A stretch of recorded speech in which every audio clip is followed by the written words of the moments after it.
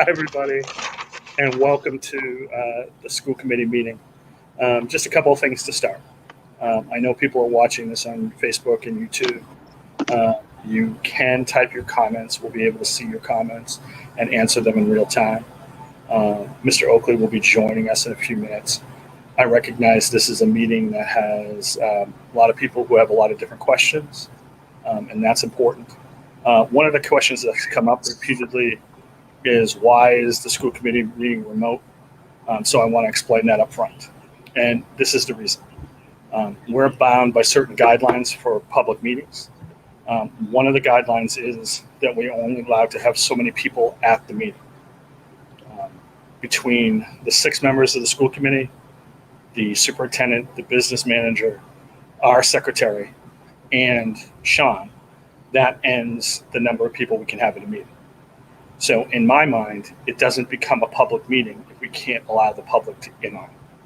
So the reason we're doing it remotely is because the public has to see it remotely. And we have to be able to interact with the public. And in my mind, we have to be able to see it the way they see it. And that's why. It is our fervent hope that we can hold these meetings live. The public who want to attend. Please remember the Facebook feed and the YouTube feed is something brand new, and we're not certain that that's going to continue. But the state has allowed that under public meeting, so that's why we're doing it in this particular way. We will continue to try to answer as many questions as we can. So I just wanted to say that up front. The bulk of this meeting is the superintendent's going to talk about what school is going to look like in the fall. I need to say a couple of things about that. Some people have been asking for the plans. The superintendent is not allowed to give out the plans until August 10th, I believe, and I know he'll talk about that. But that's what the state has dictated for us. A lot of this has been in flux because things have changed, what seems like to a lot of us weekly. For example, the transportation piece dropped last week. And so if you think about it, you're trying to formulate a plan with no idea what transportation is going to look like.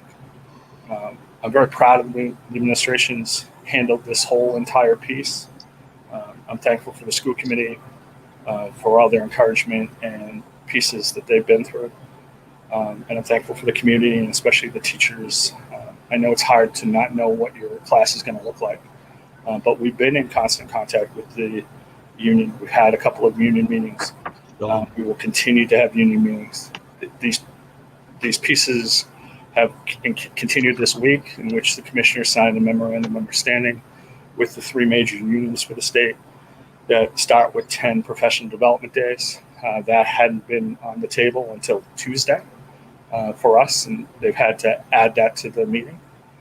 In addition, you're going to hear tonight that we're going to go to executive session afterwards because we have to start negotiations with our local teachers union. So those are in flux too. So I just want people to know that up front because I think that's important. And then we'll go from there. So our first order of business is comments from school committee members. Does any member have anything they wish to bring up? Teresa. Yes, thank you. So as we come into Saturday, which was finally we're getting to see these amazing students graduate, I just wanted to formally and publicly say thank you to everyone who was a part of the Adopt a Senior program. I know that it was a really big deal, and it was amazing to see all of that from the community support. In addition, over $500 was given to Paul Brannigan this week from donations from people who were not able to adopt a senior. So I just wanted to make sure that the public knows that that money will be given directly to the class of 2020. And I just wanted to say congratulations to this amazing group of young adults. They have shown incredible strength and grace through adversity, and we're just very, very proud of them. Anybody else have anything? Thank you, Teresa. Mr. Rupp. Thank you, through you, Mr. Chair. I just want to commend all the Middleborough educators, the administrators, and everyone who's having a not so typical summer. I've been serving on various boards, from soccer coaches committees to NEASC things and doing a bunch of things with my own district and my own school. The amount of extra work that these administrators are putting in to create a plan for the school year in 2020, 2021 that normally would take about 5 years of planning by the entire district is really remarkable. So whatever the plans are that we're going to see in a little bit, I commend them for all their hard work. I commend them for all the sweat and lost sleep that they have acquired over the past few months. And I wish it was over soon, but as you said, it changes daily. So thank you to them. Thank you, Mr. Rowe. Mr. Oakley, I saw your hand up. Yeah, I wanted to piggyback on what Teresa said, but actually thank Teresa for her work on the Adopt a Senior program, because I thought it was a super cool program and such a great idea. And from what I understand, Teresa, I think you kind of led that effort, right? So I just wanted to recognize that as well. Thank you. Thank you. Anybody else have anything? Thank you, Mr. Oakley. I will add that thankfully, Saturday night will be graduation night for the class of 2020. So we're really looking forward to that. As a member of the school committee, it's one of our favorite nights when we have the opportunity to meet with kids and help them get their diplomas. So it's always an exciting night, and this, although delayed, it had not stopped. So we've continued it from there. Anything else anyone want to bring up before? Then seeing no one, I am going to turn this over to the superintendent's report, because this is what the bulk of the meeting is about today. So Mr. Lynch, you are more than welcome to take over. Thank you, Mr. Chair, and good evening, members of the committee, and good evening to those folks at home tuning in. The administrative team has put together a plan based on the latest guidelines, fall reopening guidelines from the Department of Elementary and Secondary Education, mingled with our ability to provide instruction with our own facilities, and you're going to hear about that tonight. The first piece you're going to hear about is a survey that we sent out beginning 2 weeks ago to faculty and staff and to parents and families to try to get an idea. It wasn't a quantitative study, perhaps. We didn't ask for people's names or people's email addresses. We just tried to get an idea of what people were thinking as we moved into this, as we were developing this plan. I would invite Dr. Melanie Gates on stage, if you will, to present sort of a summary of these surveys and what they meant. The next survey or the next communication that comes from the district will be much more of an exacting survey. We'll actually be asking direct questions based on our presentation this evening and based on the recommendations that are going forward to the Department of Elementary and Secondary Ed with the hopes that it be approved.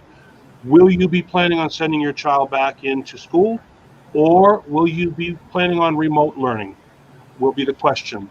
Because we as a school system have to get a really good idea of exactly who's coming back, because then we have to be able to adjust accordingly. And I can get into that in a little bit with regard to specifics. So that's a piece of this that we'll ask, and we'll also be asking faculty and staff for their intent, their actual intent. Do they intend, given this model, to return to school and return to teach? And if not, then they'll have to deal in terms of with the central office in terms of why they're not coming back and what type of leave they would be taking, et cetera. But we need, again, as a school system, to know who we have to come back with, what people we have to come back with, and what we're looking at in terms of the fall for faculty and staff. So those are some of the things that will come out from the next group of more exacting questions that go out to folks. This was a survey that was done, and again, I would invite Dr. Melanie Gates to the stage to explain and go through the results of this survey moving forward. Thank you, and welcome, Dr. Gates. Thank you, Superintendent Lynch, and thank you, members of the audience that are tuning in today. I'm going to do a screen share so you can see the data as we have available for us. Alrighty. We do have survey data to share with you, and then once we conclude with that piece, we will move on to speaking about the cohorts and models of instruction following Superintendent Lynch's lead throughout his report. As you know, we recently deployed a survey to our families. This was more of a dipstick than anything else, where we were asking families to identify what their current inclination is for the return to school. This is just a broad view of the data, identifying that over 72% of our families were choosing to return to school under the conditions of the current guidance, which would be a full in-person or hybrid approach, while a little over 26% indicated that they were having a preference for remote learning, with a small sliver of the remainder there indicating a desire to return for homeschool. We have this data available on many different layers, so to speak. We have this data available for our administrative team in order to analyze the trends that we're seeing so that we can make determinations about class sizes and cohort placement, as we will discuss those cohorts momentarily. But the survey data that we gathered is allowing us to start to understand our district's ability to meet the needs of our community under the current circumstances of COVID. The data is pretty detailed for our principals to analyze to support their decision making, also in how to best provide technology and access to our students, whether they are in person, hybrid, or remotely learning. So the survey data is helpful for our planning purposes in that regard. We also surveyed our faculty and staff, and this is a lot of data to look at in this one slide. And right now it is just filtered to look at general educators, general education teachers, and how they responded. And we posed to them three real options to choose from: that they would return to the building full time, they would do a hybrid model, or they would do remote learning. So the results of this survey indicate the selections that teachers made. So as you can see here, we had 38 that selected just to return to the building full time, 46. And again, these are general educators returning to just remote learning. We have the ability to also disaggregate this data and bring it down to a more detailed level as well, by being able to filter the data by school as well as by role. This data is important for us from a dipstick perspective, again, to begin to formulate our broad plans, which we have been doing consistently over the last several weeks, if really not months. So it's important information from that dipstick perspective, but as the superintendent was sharing, we also need to have more hard, fast data so that we can plan for the actualities of the return to school, who will be joining us on faculty and staff, as well as what the wishes are of our families for their children's education. So we do have a lot of the data, and I'd be happy to dig into it further as people see fit. And I will defer to school committee and the superintendent in that regard. And I will exit out of screen sharing just to facilitate discussion.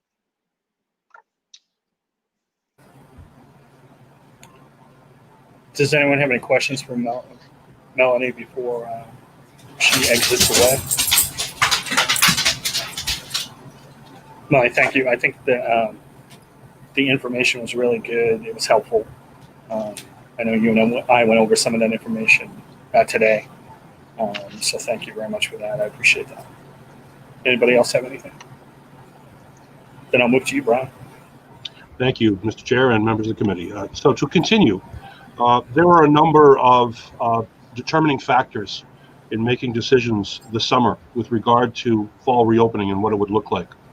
The main body of determining factors, sort of outside the organization, if you will, came from the Department of Elementary and Secondary Education, heretofore referred to as DESE, if you will. And DESE developed its reopening approach after a, quote, thorough review of current medical research and discussion with many stakeholders, including its infectious disease physicians, pediatricians, and other public health experts from Mass General Brigham Health System, the Mass COVID-19 Command Center's Medical Advisory Board, and the Massachusetts chapter of the American Academy of Pediatrics. And when considering how to reopen schools, DEAS and the American Academy of Pediatrics strongly advocated that all policy considerations for the coming school year should start with the goal of having students physically present at school. Dr. Fisher, president of the Mass chapter of the American Academy of Pediatrics, and Dr. Nelson, infectious disease specialist in Massachusetts General Hospital, have shared their views on a school reopening short video that we're going to show in just a second. The CDC has also issued a statement on the importance of reopening schools, specifically saying, and I quote, "Aside from a child's home, no other setting has more influence on a child's health and well-being than their school." So it was the impetus of the Middleborough Public Schools to open our schools to as many students as possible, with live in-student teaching in as much as possible. So I'm going to ask that Dr. Gates share her screen once again and play this video that was sent to us from the Department of Elementary and Secondary Ed. It comes from the American Academy of Pediatrics, as well as Dr. Nelson, the infectious disease specialist for Mass General. So thank you, Dr. Gates.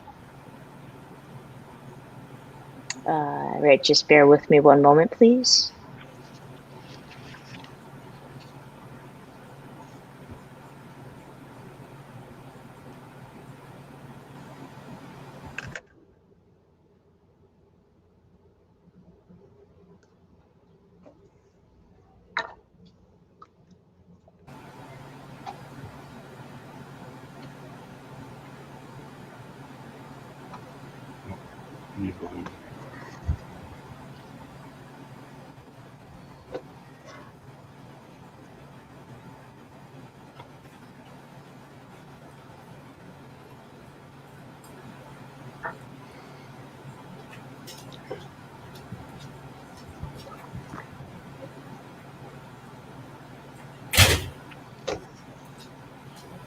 A slight glitch. Yes, one moment. I need my technical expertise from my guy Sean in the background there. Actually, if Sean can bring up that video, that might be a little bit easier. So just one moment, please.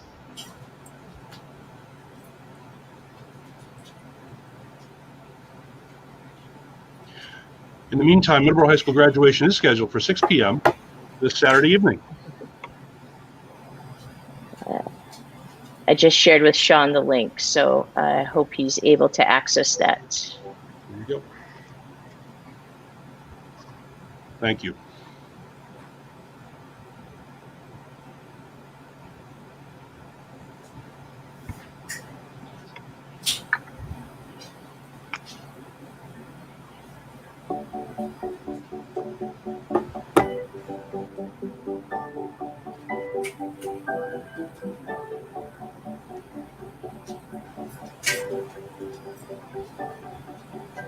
When we look at how things are going related to COVID-19 in the state of Massachusetts, we actually have a lot to be optimistic about. We've done a phenomenal job of getting our rates of transmission down. We are viewed around the country as a leader in developing strategies to reduce the spread of infection. Getting our kids back to school is really only safe because we've gotten the rates of transmission down to a low level, low and continuing to drop.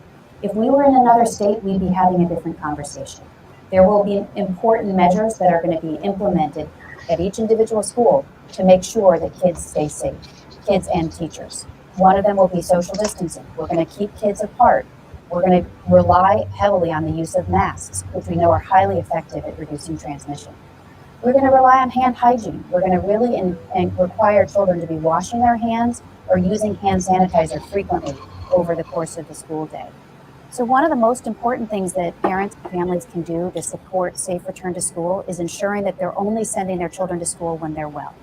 Every day, we want parents to ensure that their children don't have any symptoms that could be a sign of COVID. We know that classrooms are going to look different than they did last year.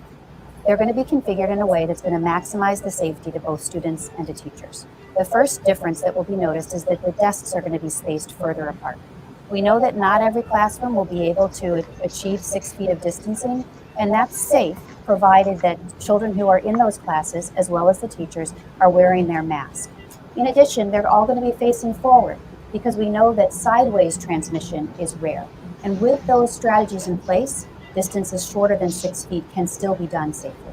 So because of what we've learned about the virus itself, we feel comfortable that the plans that have been outlined are a safe and effective way for our children to return to school this fall. I'm an infectious disease physician, but I'm also a mom, and there is nothing more important to me than the safety of my kids. I really believe that we're putting together strategies that are going to protect our kids and the educators in the classroom to make it safe for them to go back to school. My children are going to be going back to school in the fall, and I am really confident that they're going to be fine.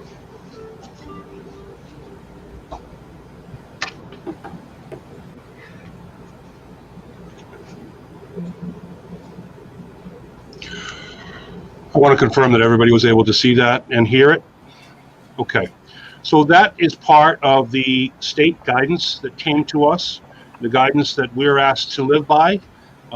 It's much more detailed in documents that you've seen and that are out there online that you can access.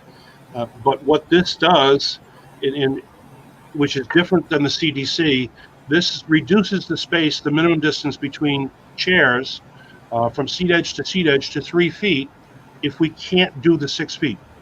It is the belief that the Middleborough Public Schools wants to strive for the 6 feet, but the reality is we're not going to be able to do it in some instances.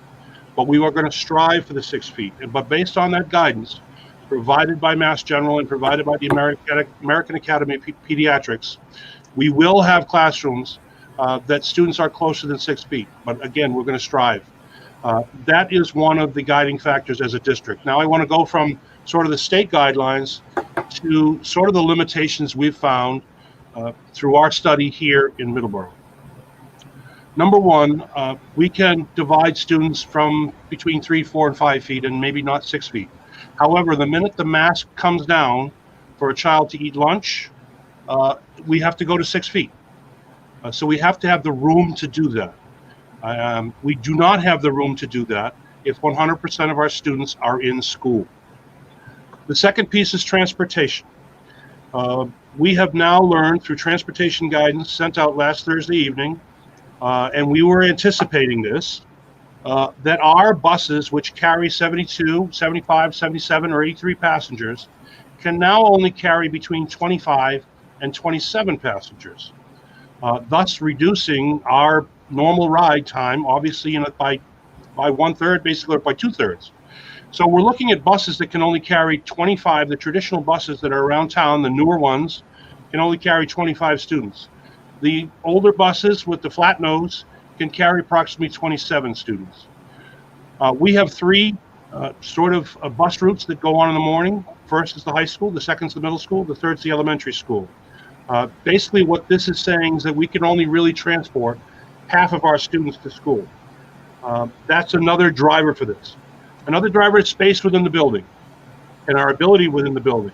Middleborough High School, one of the reasons that Middleborough High School has become outdated is because we have 15 to 17 of what are called interior rooms with absolutely no windows. And many of you, perhaps in the audience, have either worked there or have been a student there.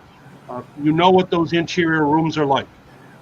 Those interior rooms lack the advanced ventilation that rooms with windows have. The recommendations from the state that have come out said we need fresh air in those rooms, and that's important for proper ventilation. And so they've asked us, they haven't absolutely said you can't use them, but they've said please do not use them if you don't have to. That is one of those drivers that has come into play here. We also have a high school that has other space limitations. So we're looking at those sort of the drivers in Middleborough, those determining factors that have driven decisions. As such, we are going forward with a plan we're submitting to the state for a hybrid learning environment based on cohorts. based on schools that would basically be divided in, the populations will be divided into two. And at any time, only approximately half of the students would be in the school at one time. Now, how does this work? At the elementary level, the schools will be divided into cohort by classroom teacher. And at the elementary level, the students in a 10-day rotation will be in school 5 days and have instruction at home with their classroom teacher for the other 5 days with a structured day. What this generally looks like is a 3 and 2. So the first week it'll be 3 days in, 2 days out, and the second week will be 2 days in, 3 days out. At the middle school, this will be organized by teams, and teams will be 3 days in, 2 days out, and 2 days in, 3 days out. So only half the population of the middle school will be there at one time. And at the high school, it will be done through an A through L, M through Z, or approximately there. We have to find that dividing factor in terms of half the population. And that'll be divided by cohort days, where we have STEM days and we have humanities days. Similar to an old black and orange schedule, which was present in the high school at one point in the early 2000s. We can get into a little bit more detail with this. I would again ask Dr. Melanie Gates to come on the screen. And following the discussion of this, I would go on to ask Carolyn Lyons to come in to talk about our special education students and the delivery of services for those students. So if we want to just sort of hold off on questions now, we'll get Melanie Gates in to talk about the cohort model and how this works specifically with some graphics. And then we'll move on to the special education piece and what that looks like for the fall.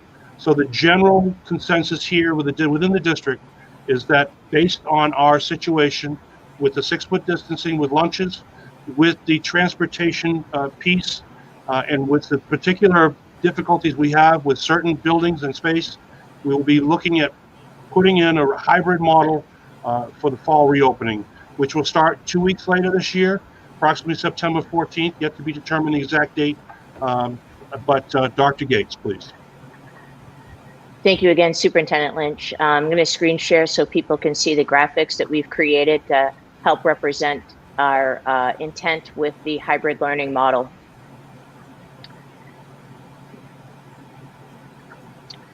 So our focus, as it is really overall, but it will be a continued focus during remote learning, is well-being, relationships, and learning. And that is with every student in every classroom every day.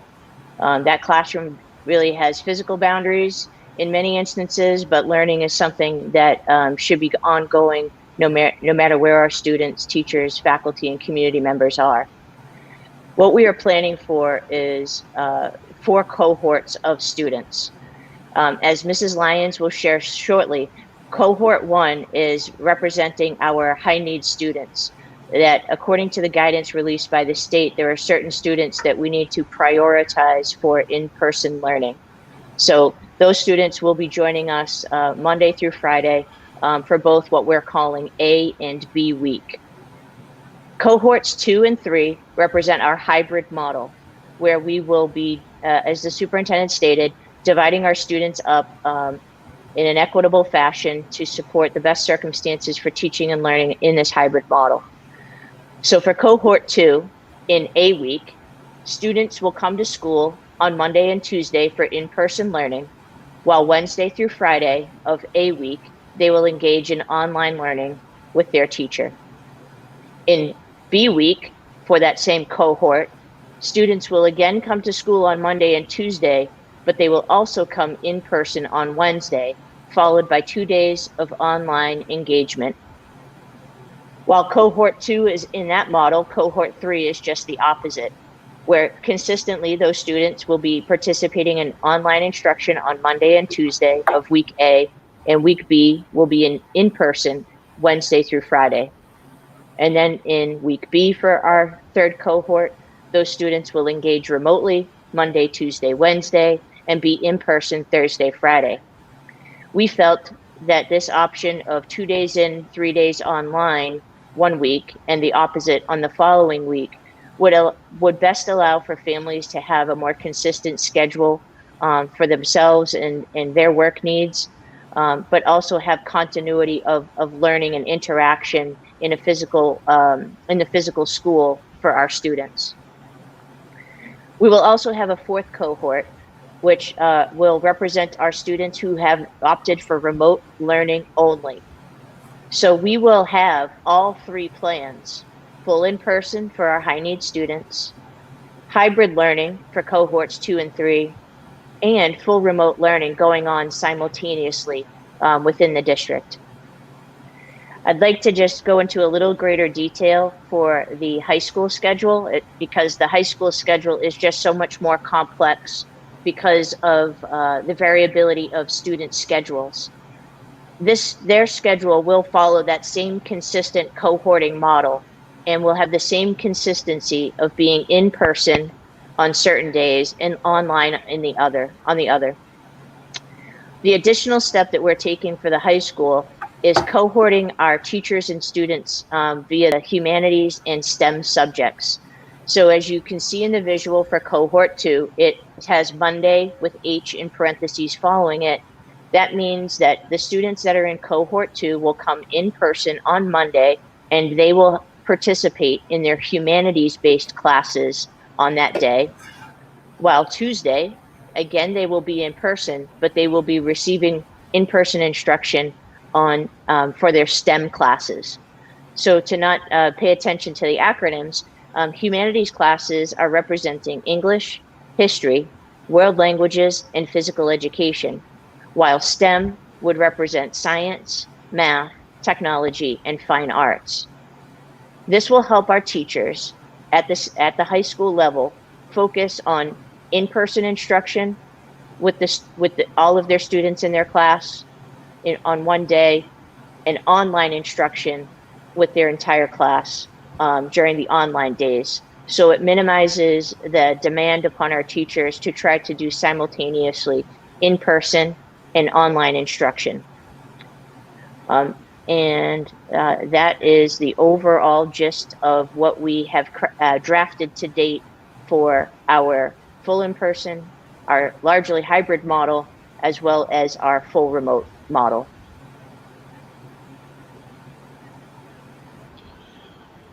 Thank you, Dr. Gates. And now we're going to go to Carolyn Lyons, who's going to present the special education piece to this. And then we'll definitely open up for questions at that point to answer particular questions. Thanks, Superintendent. Carolyn Lyons, thank you. Welcome. Thanks, Superintendent Lynch. What I wanted to talk to everybody about tonight is a little bit about how the state has determined our high needs population and what that means. We already know that high needs populations include the special education community. You can note that the extended school year program has been up and running with limited in-person options this summer. And part of the rationale behind that was the belief that this population requires additional attention and greatly depends on in-person learning opportunities. So with our high needs learning population, what the state guidance has shown us and how we've responded is to prioritize certain populations of students that I'll describe here. It includes students with English language needs, students who are touched by homelessness, students who are in foster care placements, and then a certain percentage of the special education population. I'll talk a little bit more about that now. The special education population is all priority, of course, for this district, but the state has told us that we are to look at the entire population of special education students and provide for those students designated as high needs, which is determined by the PL3 form, which is a form through your special education paperwork, which designates students as either low need, moderate need, or high need. For students who are designated as high need, and for students who are in our specialized programming here in the district, they will have access to in-person learning opportunities regardless of the model that runs. So whether we are fully remote, whether we are in a hybrid program, or whether we are fully in person, this percentage of the population will be reporting to school with the full complement of services. That includes specialized programming encompassing students who have emotional disabilities, students with a wide range of disabilities: autism, neurological impairments, intellectual impairments, physical impairments, communication, as well as sensory needs. These are already programs that we've designed here in the district, and these students would be back. Additionally, there's a big priority from the state guidance, and again, in our district with our earliest learners in the pre-K population. This includes students in an integrated model and a substantially separate model. Our pre-K students, regardless of model, hybrid, full in-person, or full remote, will also have opportunities and consistent in-person learning Monday through Friday with their full complement of services. What we have determined after reviewing the state guidance is that certain populations of student require this constant and continuous access to in-person learning. Now, that's not to say that the rest of the special education population is not priority or any other population in the district. Those students will still have full access to all of the services in their IEP and will be provided on a regular and consistent basis. But what we have learned is that certain populations require additional attention, and the Middleborough Public Schools will be complying with those guidelines. So any questions you might have, Superintendent Lynch or school committee, I'd be happy to answer at this time. So it's a reasonable time, I think, given that information that just went out, to sort of field questions from the school committee and from the public, if you will. And I would certainly defer back to Chairman Young to sort of coordinate those that sort of question and answer period, if you'd like. And questions can certainly be directed to myself, to Carolyn, to Melanie, and we also have all of our administrators online tonight, who can also comment if need be with regard to school-based. Again, the drivers that have come to us have come from the state Department of Elementary and Secondary Education. They have come from our local situation and what we're facing as a school district in terms of our ability to transport students over 70 square miles with our numbers that we have, and try to keep everyone safe. And I know this is inconvenient for many people, inconvenient for families, inconvenient for people that work, and it's unfortunate that it has to be, but we feel that we've studied every option and made the determination in the best interests of everybody, and I know it's not pleasing to everyone. There's no doubt about it. So, Chairman Young? So just to be clear, by my calculations, currently there are about 120 comments in the comment box. I'm going to try to answer, sort of set up these questions that we can get some answers. People can feel free to add some things. I'm just going to touch on some things I've seen several times over, Brian. So again, I want to emphasize to you, can you outline how the plans can be distributed and when the plans can be distributed in accordance with the state requirements? Well, I would tell you that's another sort of unfortunate part of this planning, that the guidance has been coming out steadily, but in dribs and drabs throughout the summer. And there's just like, for example, the transportation guidelines just came out last week. So we have been informed by the Commissioner of Education that we are to submit our proposal or our proposed plan by July 31st, which then has to go to the state. And now they've promised, as of a conversation with the commissioner this afternoon, that they're going to return that information back to school districts by August 7th. And then at August 10th, we can formally announce our plan to the public. This is a proposed basically a proposed plan that we're put together, and we'll see what the state has to say. It is late in the game. We realize that for planning purposes and everything else, but it is exactly what it is. We have announced, we have met with the Middleborough Education Association this morning and outlined this plan. We met with 6 members of them yesterday and outlined this plan. Hopefully they can reach out and put this plan as a draft out to their folks out in their union and let them know what's going on. This is a public meeting, obviously. This information will get out. We'll post these as proposed or drafts out on our website so people can look at them. And again, it's not tremendously pleasing. The time frame is not tremendously pleasing, but it hasn't been driven by us as a district. I'm not pointing fingers.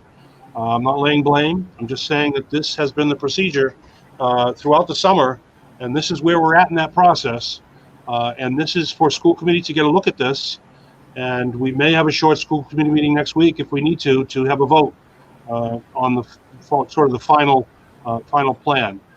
Tomorrow, actually by Friday, we have to submit this to the Department of Elementary and Secondary Ed for their perusal and recommendations coming back to us. So hopefully that answers the question, Mr. Chair. No, that's good. Brian, the other thing that I've seen a lot of is, can you talk about siblings and your intention to try to help families that way? We are going to work to coordinate the cohorts with families and call families, and at each school we'll be calling families and trying to put cohorts together, giving parents the option. There may be parents who are at home that maybe want only one child home during half the week or the other half of the week, but what we'll try to do, we'll make a concerted effort to put families together in cohorts so that we can coordinate those families with the 3 days in or 2 days out and 2 days in, 3 days out with families. We already have begun that work, and that work will continue. Part of that is what I talked about at the beginning, trying to get that information from parents and guardians in terms of who's coming back and who's not coming back. So based on that. Another question came in and I saw that, and I think it relates, and I'll answer it just right now. Remote learning is always an option. That's what would be a 5-day remote learning option, and Dr. Gates can get into that a little bit after the question and answer period, and probably maybe if need be before that. So, can you also talk a little bit about? There's some questions about extracurriculars and athletics, Brian. Well, the athletics are driven by the MIAA and what the MIAA can do. It would continue to be based on guidance from the Department of Elementary and Secondary Ed to have social distancing after school clubs, and we can plan to continue to do those, and that will continue. But the MIAA will be the driver here in terms of what sports look like. That's not a local decision. That's a statewide decision in terms of what sports are going to look like. And those determinations have not been made. The only determination that's been made thus far is that no sports will begin until September 14th. That's been the one agreement that's come out from the MIAA. Nothing since then, but sports will continue. Class councils will continue. Student council will continue. All those activities will continue, and based on the schedule. So. The other question that came in to some extent is, how will specialists be involved? Specialists will be involved as the schedule is able to do it. It's our intent, certainly at the elementary level, to go with a regular specialist schedule. Middle school the same. Specialists at the high school will look different, and may be in fact remote. There have been specific recommendations about instrumentation and voice choruses and things such, the projections through masks. So those will be specific, and we'll get into more detail as we get more information coming out from the state and the guidelines that are coming out. But we will continue to employ, as far as I'm concerned, all of our specialist teachers, whether or not they're mainly remote or if they have some in person. But as you know, perhaps in the band room, the high school, the chorus room, they're all internal rooms. And the recommendations coming out from the state are that brass instruments and some woodwind instruments and specific instruments, and when you're running a band, it's difficult to do that. So those will have to be looked at specifically going down the road here in the next month in terms of what those look like. But we're not going to dismiss or we're going to continue to employ all our specialists. That's our intention. So I'm going to turn it over to the individual school committee members for a minute. I'm going to try to look through some, but I do want to make one point. There's been a couple of questions around certain things with teachers. I will say this, that we are having negotiations with the union, so I can't really get into issues with teachers because they haven't been negotiated. So that'll be between us and the union, and we'll work those out when, generally speaking, when all the memorandums of understanding are done. Then we have a conversation about that and let the public know about that. So that's the piece I can't really get into right now. So I'll turn it over to other members. Teresa, you had your hand up, so I'll let you ask your questions first. Thank you, Mr. Chair, through you. I heard Carolyn Lyons speaking about the specific students with social emotional learning and their needs, and that's absolutely appropriate.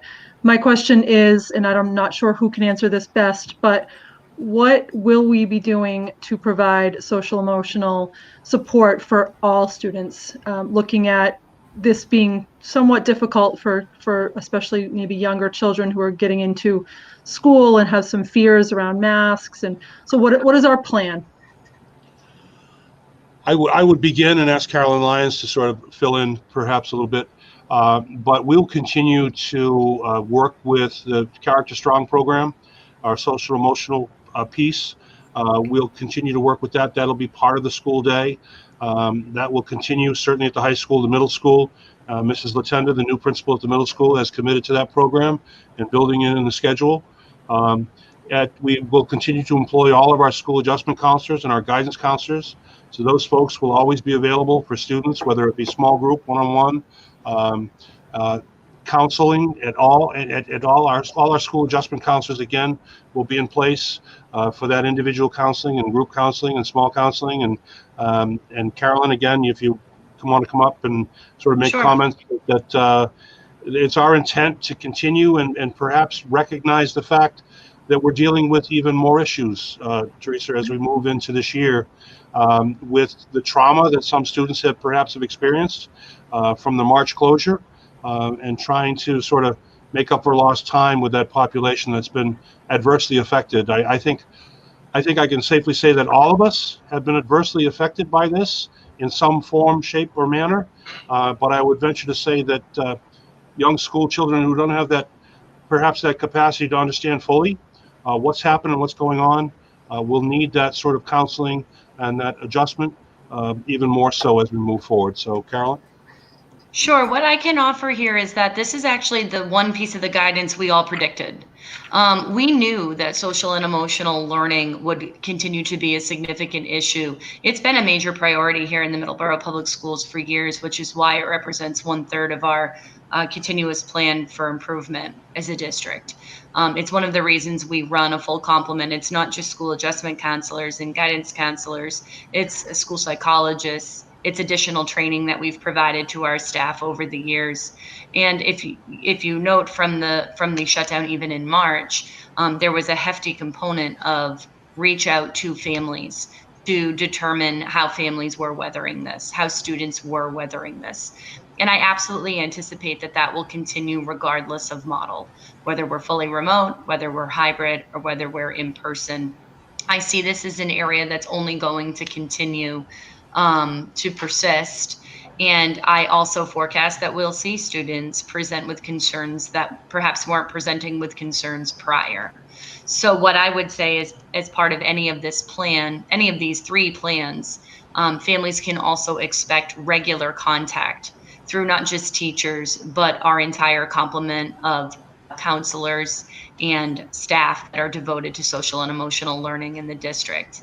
Additionally, with additional PD days and with additional time will come more training and more robust training, specifically in trauma-sensitive environments like ours.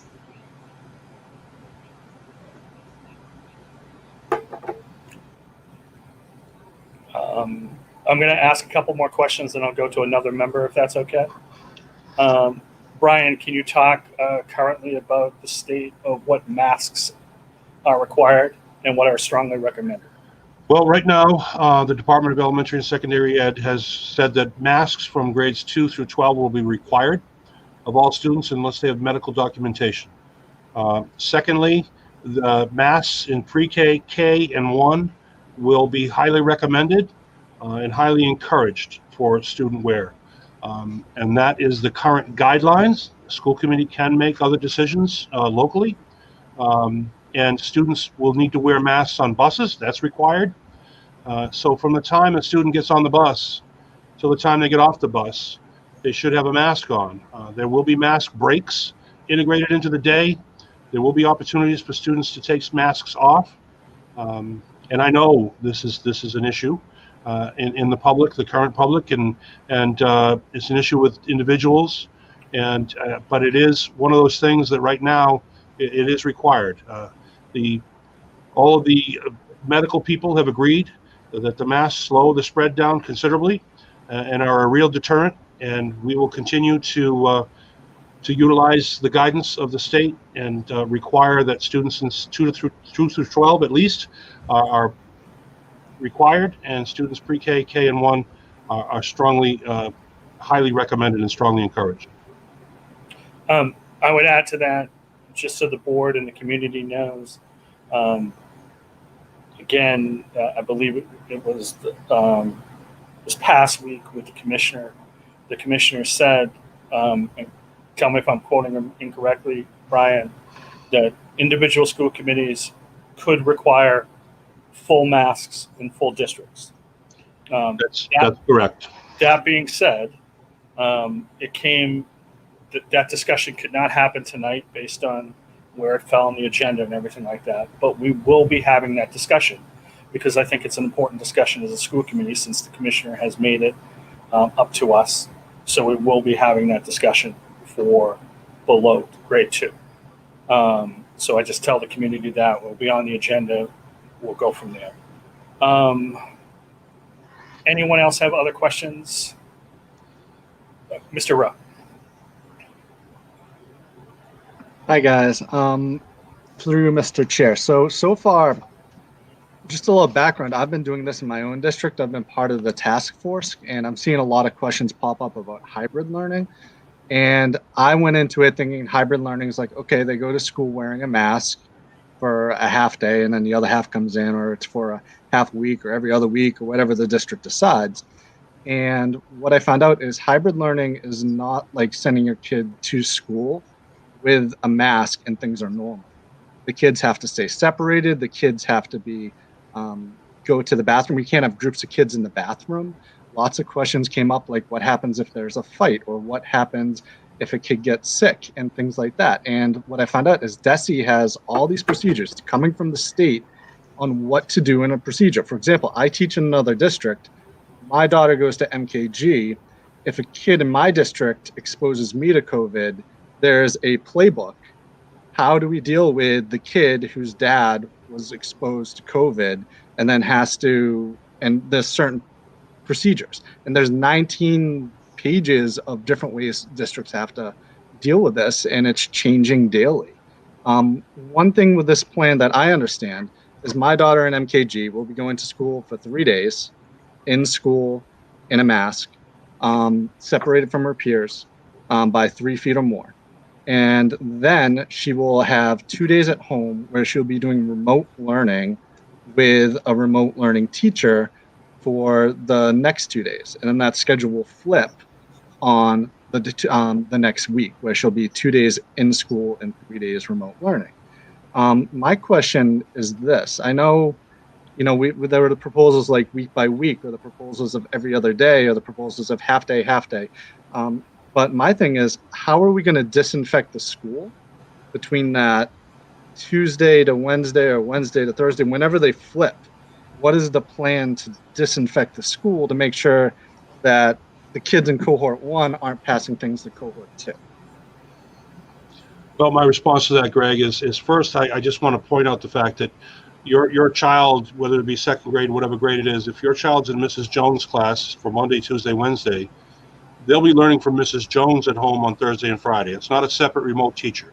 Your child will have the same teacher providing lessons for your child at home. We have purchased as a district 2,000 Chromebooks. So if your child does not have a laptop at home, a Chromebook at home, your child will have a Chromebook at home. We've ordered those. We hope they get here as soon as possible so that we'll have that ability to do that. So we also have folks at home without the internet, and we've also ordered through a grant a large number of hotspots so that those families can have that piece at home with that equity issue, and that's an important piece here too. With regard to cleanliness, we'll continue with our group of custodians. We have specialized equipment that's come in through our director of facilities, electrostatic cleaning machines, and those rooms will be cleaned down every single night. Every single room will be cleaned down every single night and disinfected every single night. And that will occur on a nightly basis. There'll be no opportunities. We're not going to have a full day for sort of a deep clean, if you will, in the middle of the week, because we want to sort of continue the centrality of that classroom, whether it be in home or at school. But those rooms, we have a full complement of custodians. We have to bring in additional custodians, we will. But at this point, the director of facilities feels we have a full complement of custodians who will be able to clean the rooms that are used every single night. We'll also be using rooms, sort of half the rooms, if you will. But children will be spread out for lunch. So we are going to have to clean all of the rooms. But that is part of the plan, and the director of facilities has been part of this planning process throughout, and will continue to be. But the rooms will be cleaned, and if there's ever a question, please, bring it to our attention, and we'll go from there. We have a group of substitute custodians that are going to be important just in case we have subs that are out, and we'll move on from there. We did, like I said earlier, we do have those hotspots that we're going to employ for folks at home to provide that equity. I know that question's come up a number of times, that those students that perhaps do not have the internet at home, we're going to identify those students and have internet at home for those students. So Thank you, Mr. Lynch. you're welcome. Rich, I'll get to you in 1 second. Brian, can you talk about ventilation in the classrooms? Well, the ventilation in the classroom is mostly, most of the rooms have a univent heater or univent room circulator, air circulator. It brings air in from an outside source and circulates it through the room. Currently, the guidance says no air conditioning from the state. The guidance is recommending against fans, so we have our air circulators in our rooms. Part of the problem with those inner rooms at the high school is that they don't have those they have rooftop ventilators, and that's a real deterrent from using those rooms. But the whole idea is that have air circulating through the school, windows open, and I've asked the question of the state, what happens when we turn on the heat in November or late October, and have not received an answer back from that. But that's an answer. Every school in the Commonwealth has a very similar type of univent heater, and with a filter. All of our filters have been changed. Every single one in the district has been changed for over the summer. We have a full-time HVAC person who's fully employed by the district, and that's his job. And so he tunes them up and he cleans them out and every summer, and he's replaced every single filter. So we'll continue with that, and based on the guidelines of the state, continue to use those rooms that we possibly can. Mr. Oakley, you had questions. Yeah, first of all, I just wanted to say that's such awesome news about the Chromebooks, and I know we heard about that previously, but the hotspots, that's incredible that we're able to do that, because I know that there was a concern that not everyone had access to internet to make these things work. So thank you for coordinating that. That's incredible. Also, I'm very happy to hear about the nightly cleaning routine. That sounds really great too. But my question though was, since there is, I know that I'm also fully aware that this is a draft and that we will be submitting a plan to be approved, and that we can't actually talk about what plan is approved until the 10th. So I know all of that, but in the hypothetical that we have this 3 in, 2 out and flipping, but with the possibility of an opt-out kind of all the time hybrid plan, I'm just having trouble visualizing that. How will we handle it if, are we going to need more staff if we always are going to have a remote plan going on at the same time as the hybrid? Thanks, Mr. Oakley, and through you, Mr. Chair.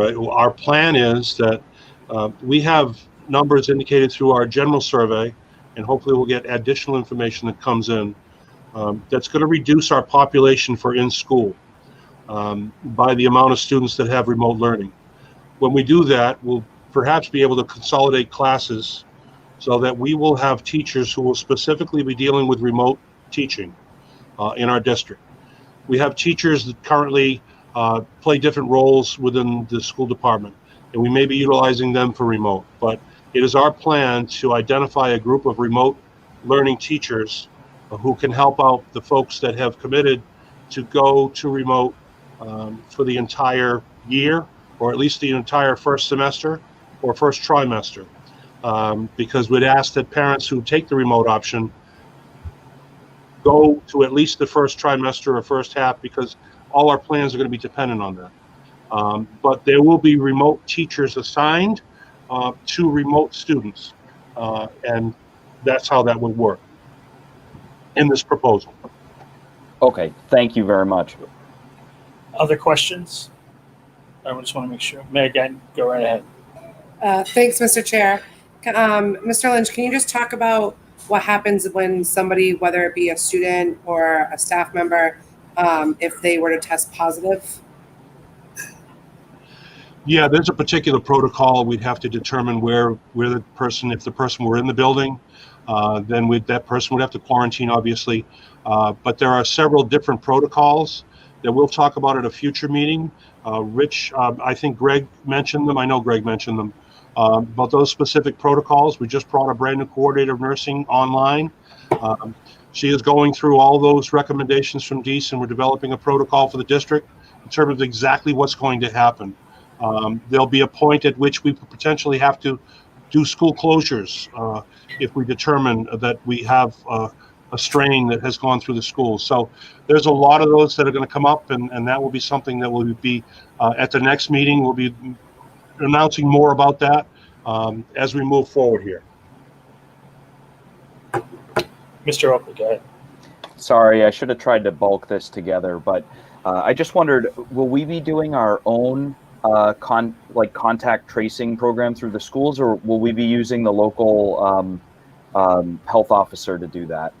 We are going to be working with the Board of Health, and we have been working with the Board of Health. For example, our extended school year program, we consulted the Board of Health to do that, or the health agent. Contact tracing will be done to a certain degree, and as much as we possibly can. Keep a record of guests in the building and who's present in the building at different times. So we'll have that information in terms of attendance records of faculty, students, and visitors. So to that extent, we'll be able to do contact tracing. And again, that's one of those protocols that'll be further developed through our new coordinator of nursing, who's, like I said, who's just on board and begun working. So, thank you. Yep. Anybody else with questions? Okay, I'm going to try to fly through some of these questions. And I would ask people, if I've missed your question, because it was way up and I haven't been able to go back that far, if you could ask your question if I missed it now, so I make sure I get it. So I will ask a few. Can you talk, Brian, a little about, or I actually might ask Melanie, what was the rationale for choosing Chromebooks? Some people asked that. Chromebooks, they tend to be a little bit more affordable than Windows devices. We are also a Google district, so we have access to the G Suite of applications. So it's an effort to streamline our focus on what apps we are using and what devices we have, so that we can provide better support for both our faculty, staff, students, and families.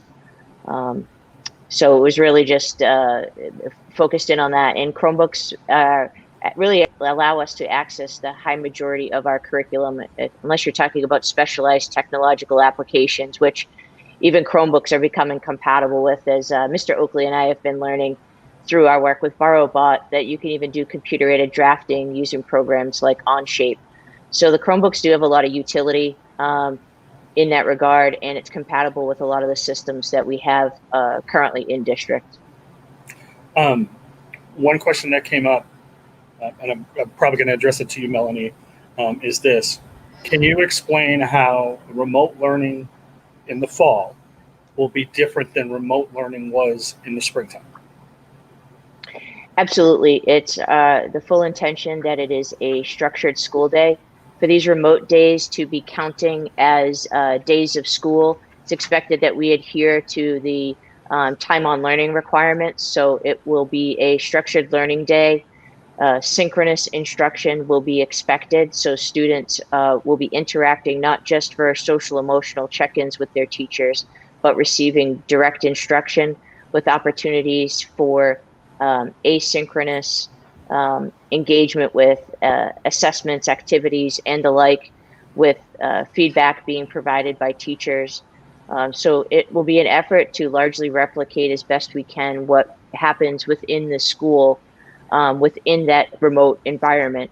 I have seen some questions also come in, if I may, to just expand upon that, about if we need to go from hybrid to remote, and having that ability to flex based upon the situation that we might be facing. So if we had a spike in cases and it was forcing us to go full remote as a district, we want what we're doing in hybrid to align with what our students are doing through the full remote option. And we want our transition from hybrid to full remote for all to also be as seamless as possible. We want to try to provide a consistent experience for our students, regardless of who they have as a teacher and whether they are in person or online, to the best of our ability. So with regards to the remote learning, we will also be acquiring additional programs that can best support differentiation for our students, and also provide our teachers with more instantaneous feedback on how students have engaged with asynchronous learning. The state has announced today that through the bid process, they have come to arrive at 2 vendors from a statewide solution for a learning management system. They have not released who those vendors are yet, but as a district, we have been doing our research and engaging with a variety of vendors to find what best suits our needs, not just as a result of the pandemic, but what we see is in our best interest and our students' best interest, absent the pandemic. We will be engaging teacher leaders and such over the course of the next week or so to involve them in much of the decision-making process, but we're also waiting upon further information from the state, because it was shared today by the commissioner that, you know, it'll be some better competitive pricing. And obviously we don't want just pricing to be driving our decision-making, but it is something that we do need to consider. I hope that at least satisfies that in a broad sense. No, that's perfect. And Melanie, another related question. When all this starts, at some point in the summer, there will be a discussion, a time for parents to come in, talk about equipment, and talk about the hotspots if they needed them, correct? Yes, we fully plan on having supports available both online and also through interactive opportunities. Myself and Sean Siciliano have been talking about this quite a bit. We are already preparing to have tutorials on the specific devices that we will be deploying in the district. And we anticipate providing that for faculty, staff, students, and families, where there'll be opportunities for live interaction as well as access to resources, so people at their leisure can better understand how to access not only the equipment, but also the platforms that we are adopting. Just to kind of go back to the question about Chromebooks and Google and such that we've talked about, it's important at this time that the district streamlines our focus on what tools and resources we use, because we need to be able to support people. And if we allow everybody to just go out and pick the app of the week that they want to use with their students, and I'm not saying that they can't, you know, utilize different resources, but we need to be consistent in the main resources that we're using so that we can support everyone to the best of our ability. And that consistency is going to be key. I know, Greg, you had a question, but I do want to ask one more question and then go to you, Greg, if that's okay. Brian, it's come up in a couple of different places. Will there be monitors on the buses and or in the halls? And also the monitors are related to making sure kids keep their masks on. Thanks, Mr. Chair. Right now, we don't have any plans for monitors on the buses. We hire a separate bus company to provide bus service. We've had very good success with them.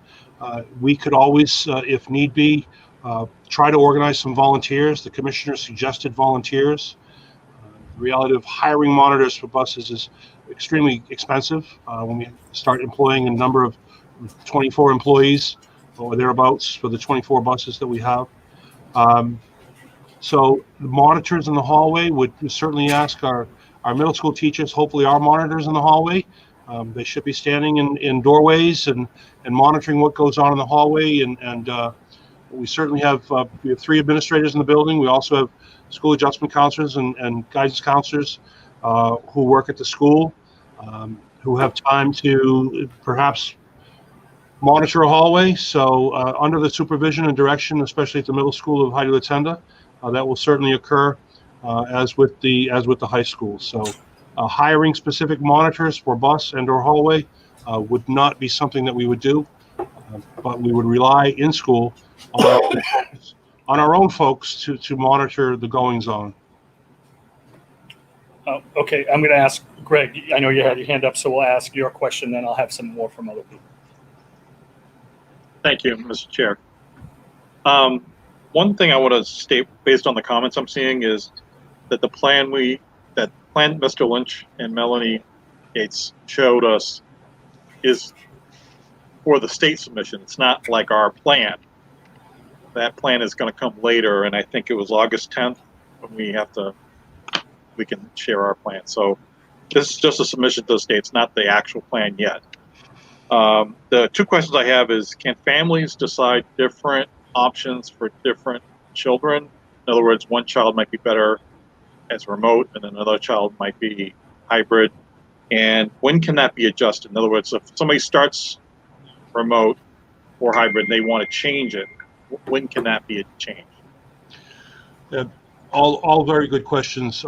My first comment would be to Mr. Stevens, through you, Mr. Chair, that if this plan moves forward and goes into its form on Friday and is accepted, this will more than likely be our plan moving forward. There'll be more specifics that will come out, but this will more than likely be our plan.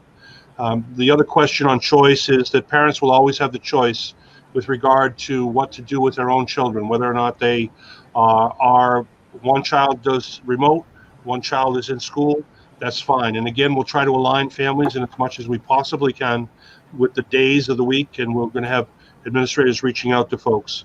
Another question with regard to choices is, when can kids, if a child chooses remote and then wants to move back to hybrid, that can be done. But as I mentioned earlier, we're going to try to do that at sort of benchmarks during the year, at the end of a term or at the end of a trimester, because that just makes sense for the school's organization, the students' grading, and the students' progress, etc. So that would be our intent there. I also saw a number of questions that came in on kindergarten. What's kindergarten going to do? If I didn't make that clear earlier, I apologize. Kindergarten is part of the elementary cohort. They would be on the hybrid schedule, on the 3-2 schedule. Similar issues with transportation because they ride the same elementary buses. Lunch and spacing.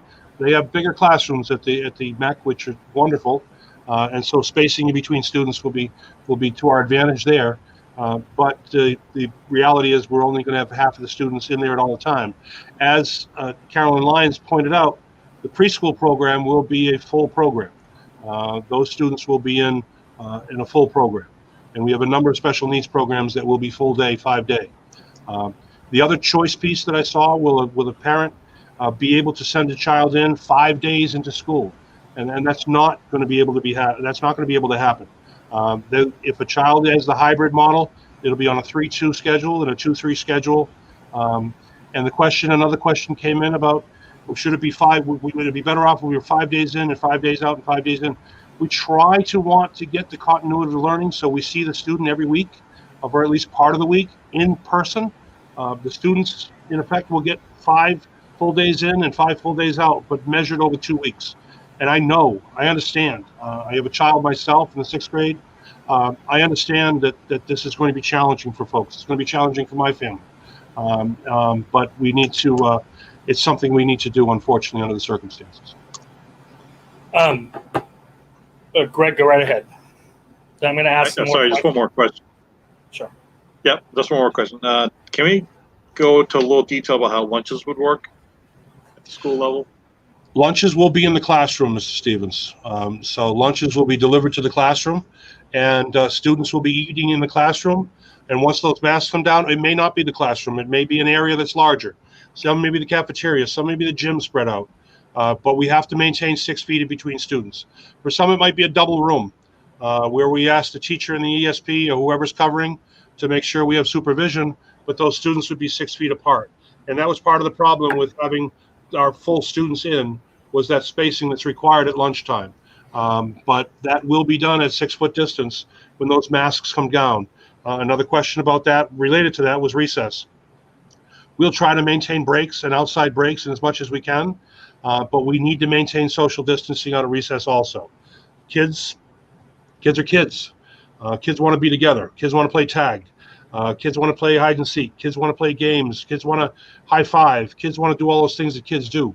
We have to be very careful about that, and we have to be very careful about social distancing. And we're hoping that children who get used to routines and accustomed to routines pretty easily will hopefully adapt to these changes, at least for the time being, until such time as this pandemic goes away. And obviously that's going to be a while. So we have to adjust as a school district. Students have to adjust, teachers have to adjust, and our community has to adjust to certainly changing times brought on by this pandemic.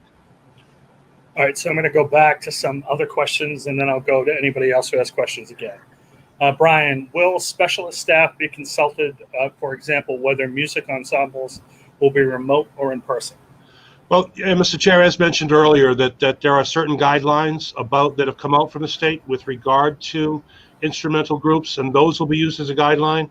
And then each music specialist would probably work with their high school principal to design smaller ensembles and things such as that. I don't see that a smaller ensemble I think that some smaller ensemble might work if it were outside or if it were socially distanced considerably. But again, those guidelines have come out from the state, and those building principals will have those guidelines. In fact, they already do, and we'll need to sort of live by those guidelines like we live by the rest of the guidelines. Brian, I know you talked about recess. What about gym? Gym class will be different, and as much as we can go outside, classes will go outside. That'll give kids a nice mask break. It will give kids a chance to run around because, again, kids need to run around. But there'll be other options too. There'll be health lessons in class. There'll be perhaps yoga lessons, other types of lessons that phys ed teachers can do with students with social distancing. But phys ed will look different. The gym space will most likely be utilized as a cafeteria in some instances, as perhaps half a classroom in some other instances. So we have to sort of accommodate for social distancing, and unfortunately that will take some of our larger spaces away, like the gym. But we'll adapt, and we'll need to adapt accordingly. Brian, is this for the whole school year? Well, it is for right now until such time as we're all vaccinated, I guess, from this virus, and that's going to be the next big step in our country, in our nation, in our world. That hopefully a vaccine is forthcoming and that we can rid ourselves of this. But in the meantime, we will continue this as long as we have to, and hopefully it's not the whole year.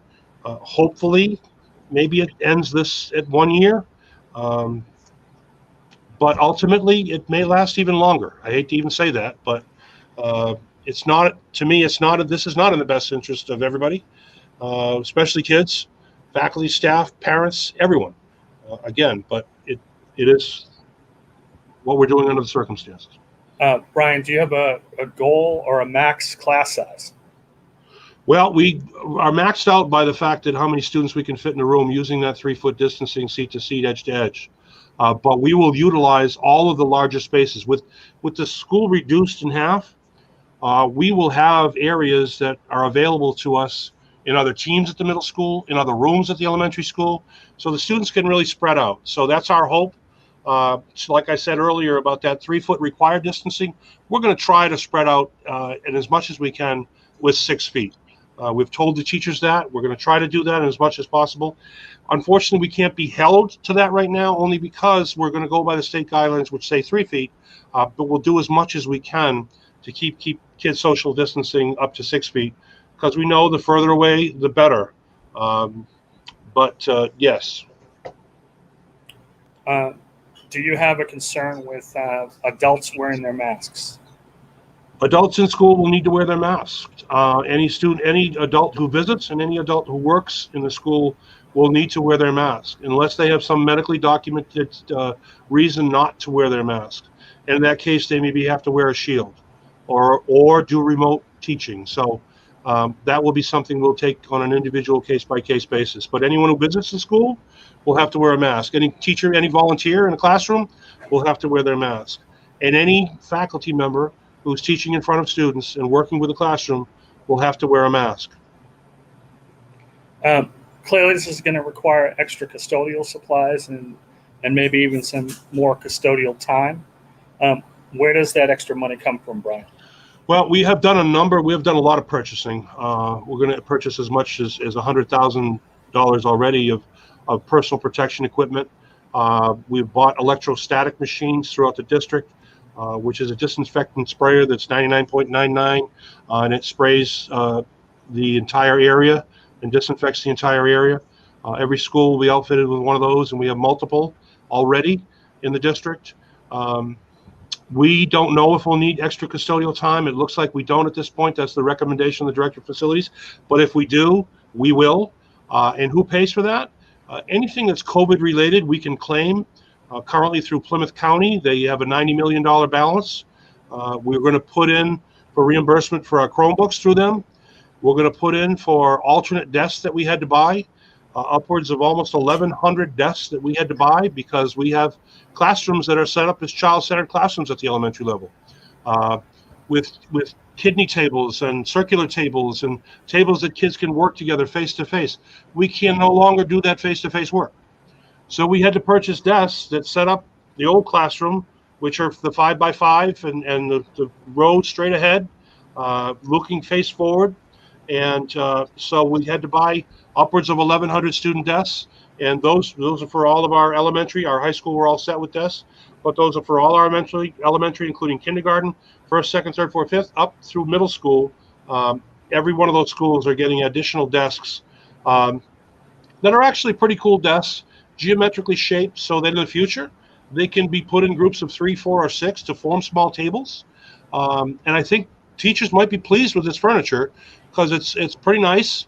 And down the road, they'll probably be even more pleased with it because it can sort of form those smaller groups that teachers are used to working with. And in our presentation yesterday afternoon, Mr. Thompson, the principal at the Berkland School, talked about something that, what classrooms looked like back in 1985. Well, I was teaching 6th grade back in 1985, believe it or not. And we had child-centered desks and we had child-centered tables and all those things because there was a recognition back then that it was the best way to teach elementary school. We're precluded from doing that this year because of the COVID, because of transmission. So hopefully in the future, this furniture will allow us to do that. We'll also have all those tables pulled out of the room, labeled with the teacher names, labeled and with the legs taped to them, stored so that when this whole thing clears, we can put those back in the room and take up some of that additional space.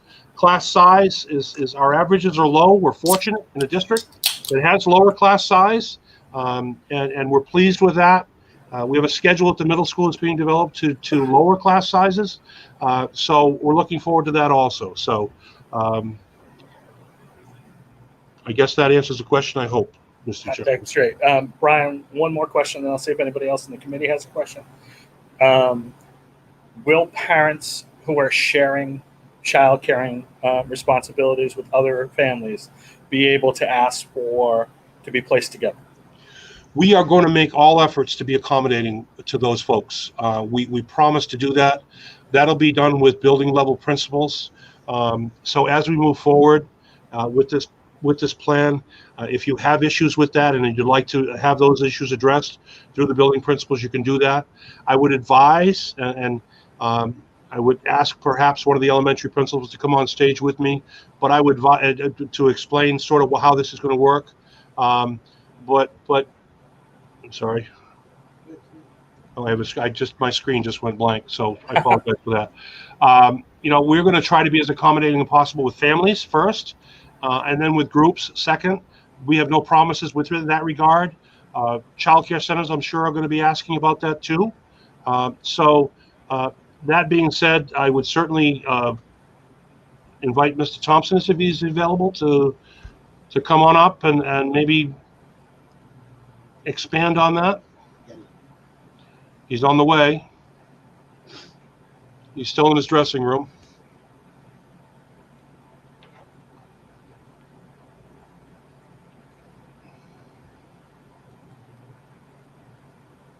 And perhaps. There he is. Hi, Mr. Thompson. How are you? How are you? I hate to put you on the spot, but the questions about parents and groupings at the elementary level and how that might work. Yeah, so it's a really complex process. So I do think that parents should be prepared for changes in class placement for kids.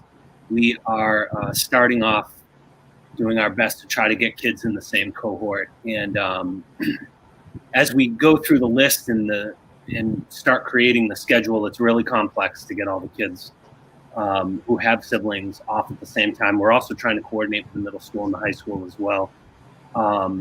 So what will happen is we're going to run up with kids that are going to need to change their classroom teacher. And in those instances, we intend to reach out to families and talk to parents about, we'll have to change the class placement if we put both siblings in the same cohort, or we could keep them in separate cohorts. I think there may be instances for parents where, having the kids in separate cohorts may work.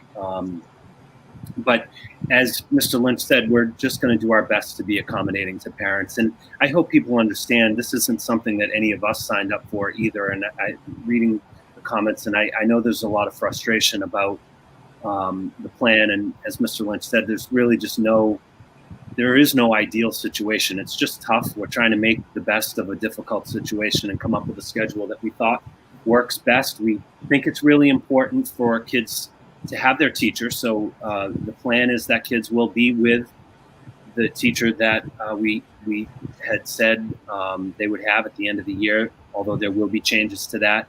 But as they go through the year, that will be their teacher. So the schedule, and I still notice the number of comments of people seem a little confused about the schedule. We did the cohorting the way that we did so that the teacher is responsible for the kids during the school day or when they're remote learning. And I think an important piece to know too, because I know this is really difficult and a lot of people have to work and this presents childcare issues for people, teachers included, is that our message to the teachers is we're going to be running virtual different than we did in the spring. We're going to assume there isn't a parent at home, because even this past spring, we did have a lot of kids that did not have parents at home. And so it's going to look very different than it did in the spring. We're trying to have there be less assigning of work and less need for parents to do as much work as they did in the spring. And so we're looking at a couple platforms that will help us do that. We're still in the early planning stages, so I can't get too into detail about what that will look like. But we will have a lot more information coming in terms of a lot of the detail questions. At this point, we needed to figure out what our structure and our schedule was going to look like so that we could then get into the next layer of detail planning, which I know a lot of people have a lot of those questions. So hopefully I answered that, and certainly answer any other questions that might come up as well. Does anyone else have any questions for Teresa? Go right ahead. So this came in through Facebook for me, and I just wanted to help this parent out. They're asking, when you say split elementary by teacher, does that mean all 18 to 22 students will be in together that whole time? So I just think we're not clear on the splitting. Is it half that group and then they have that same teacher? It would be the whole class. And Okay. by only having half the school in, it's allowing us to use some non-traditional spaces. So we're not necessarily going to be in a classroom. We have some classrooms that are really big. We've measured every classroom. I hope people understand there is a lot of thought and energy going into these plans. We've been setting up rooms with desks, trying to see what we can fit. At HBB, it's, just speak to my building, we have a number of spaces that are large, that we can fit. We could fit 24 kids in and respect even a little bit more than 6 feet of space. Okay. But we're also looking at some other spaces like the cafeteria, the library. Our art room would become a classroom. So spaces like that. And our plan currently is that special subject teachers will be traveling. So we're trying to limit the amount of transitions within the building. So Thank you. That's great. no problem. Brian, would there be an opportunity for Champion to do before and after school childcare? Yes, Champions will be working. We have not discussed with them about any sort of full day program, but that may be something that we look at. But right now, they'll be doing before and after, certainly. Okay. Rich Oakley, I saw you had your hand up, my friend. Yeah, Mr. Chair, I'll let you decide. My question's specifically related to the technology stuff. Do you think I should just wait Yeah, why don't we until wait a second? We'll bring back Melanie for that piece, if that's okay. Did anyone else have any questions, especially Mr. Thompson? Mr. Thompson, I did have one question that I've seen over and over again. Yep. If a family decides to go 100% remote, will there be an opportunity for them to physically meet their teacher? That's a great question. That's a level of planning we haven't quite gotten to yet. I don't know the answer to that. It's a great question. It's probably not a bad idea. I'm particularly concerned about our lower grade kids, first grade, even kindergarten. I know Mr. Labille shares this concern. Without ever meeting the kids, it's going to be really hard to establish that rapport and that relationship needed to keep them on task. So I think that's something we're going to need to give some thought to. And one other question I think would be helpful for you to answer, Derek. Brian described what the lunches would look like. Can you describe what lunch would look like for children with allergies? Well, so children with allergies, that's another great question. So lunch would be in the classroom. I don't see it looking any different than it would. We work really hard to make sure kids with allergies are not treated any differently as much as possible. We do have a separate table in the lunchroom, and that table is cleansed after differently than the other tables in the cafeteria, so that we don't contaminate them with any allergens or anything like that. I don't see that being any different in the classroom. Kids will be eating in their own space.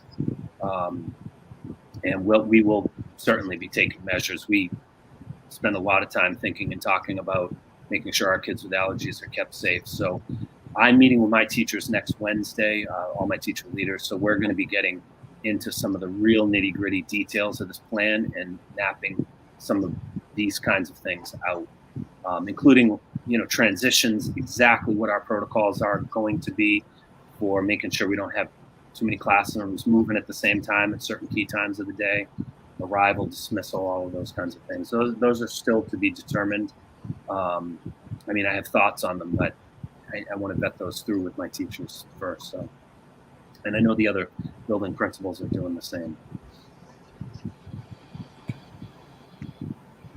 Anyone else have a question, or should I continue?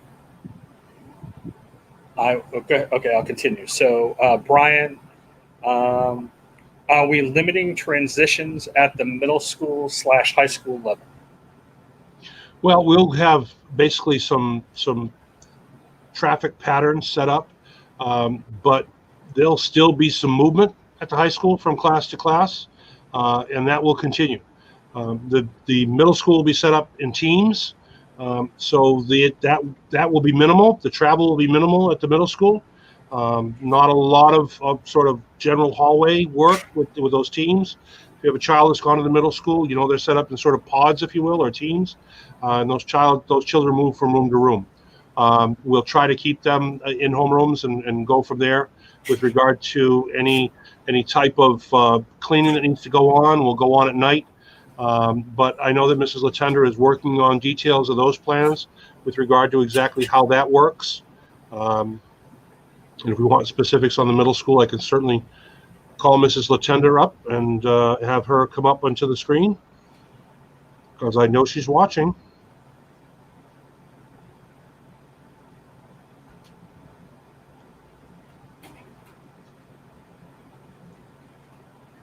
Let me see. Maybe not. Sean tells me it just takes just a little bit of time here. Brian, Yep. while we're waiting, will school times, arrivals, and departures remain the same time-wise? Yes. Currently, our schedule will remain the same in terms of arrival and dismissal. We did look at that as a possibility in terms of perhaps changing some of that, but to maximize school time without having to apply for a waiver with regard to learning time, we had to bring them in for the full day. That's how it ended up. So I see Mrs. Latender has joined us. Mrs. Latender, there was some, I don't know if you probably did hear some specific questions about Nichols and movement within the school. Can you address that perhaps?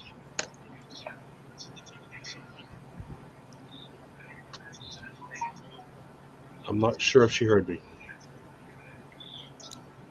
Yes, I can. I'm hearing a little bit of an echo, so that's, if there's a delay, I apologize. Thank you, Mr. Lynch. Thank you, school committee, Mr. Chairman. At the Nichols Middle School, the students will be in teams. So usually students are split by teams. I'm sorry, I'm having an echo. Let me just switch. Mrs. Latender, I think if you mute the YouTube video, you'll be in a better place. Thank you.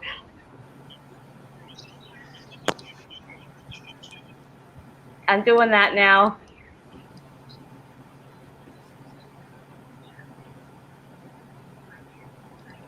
All right, how's that? Can you all? Sure, Thank you, Mr. Lynch, for that advice, navigating between the two platforms. So at the Nichols Middle School, we have about 260 students per grade level and 230 coming into 6th grade. So students are split into teams, and based on the teams, they are split into homerooms. And this year, the students will be in homerooms, and they will travel with that homeroom throughout all their content classrooms. They will not be intermingled within the team, so that will eliminate some of the travel. We are having students travel from their classrooms to math, science, reading, social studies, ELA 1, ELA 2. I strongly believe students still need to get up and move and not be sitting in chairs for 6 hours a day. They do need to get up and move, but we'll have an orchestrated plan on how they will do that throughout their day. And then we will have lunches. Possibly about 50 students can fit in our cafeteria based on the regulations. We might be using classrooms and cluster space as well with 6 feet apart for lunches.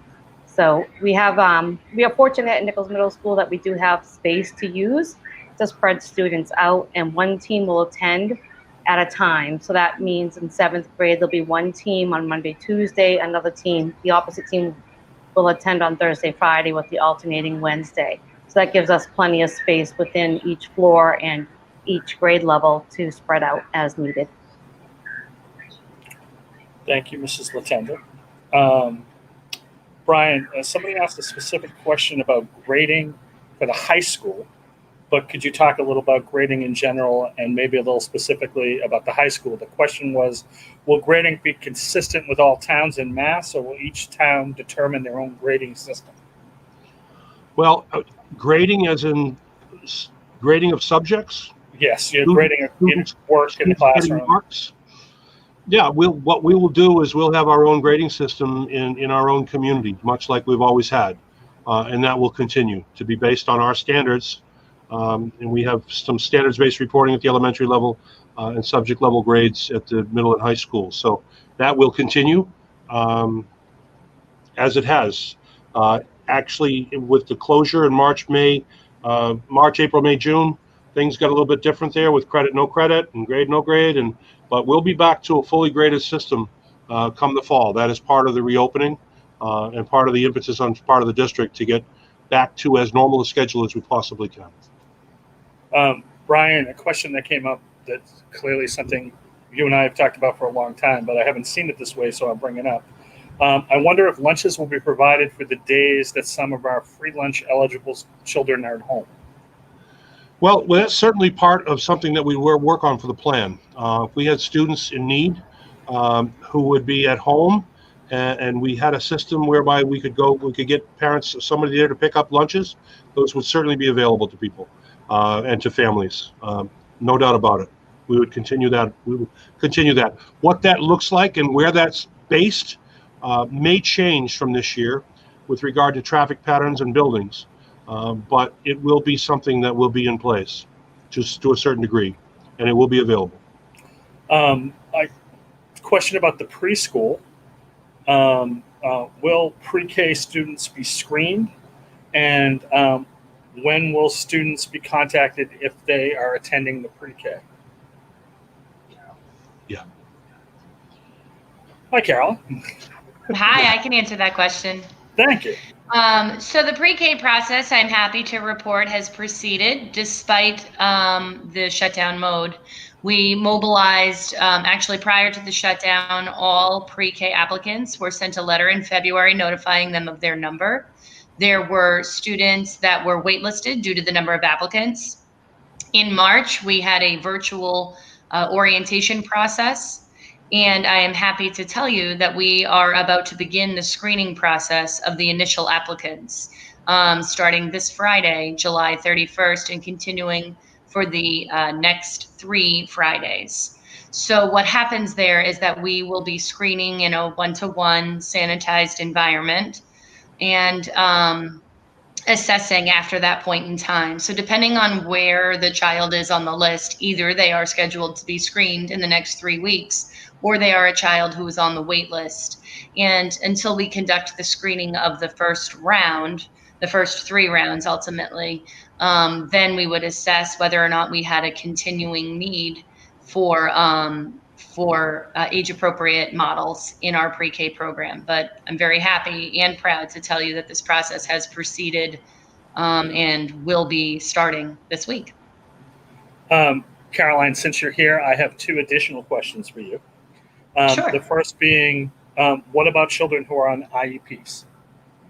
Okay, so we talked a little bit about high needs students at the beginning of the presentation. What I can tell you is all students on an IEP will be receiving their full complement of IEP services. Those would be the services listed in the child's service delivery grid and accepted by a parent or guardian. In terms of how those services are going to be provided will depend largely on the model and whether or not the student is deemed a high needs student, which again depends on the severity of the disability, the environment that they currently receive their services in, the percentage of the day that make up that special ed setting, and the peers that they are educated with. So the substantially separate programs, as an example, our specialized programs here in the district largely do contain these high needs designated students already. We are not drawing a bright line around just that designation. There are many students in specialized programs that are designated as moderate needs, and those programs will be open to the students in those programs. Now, whether or not we extend that out beyond that line is something that frankly will be the work of the weeks to come.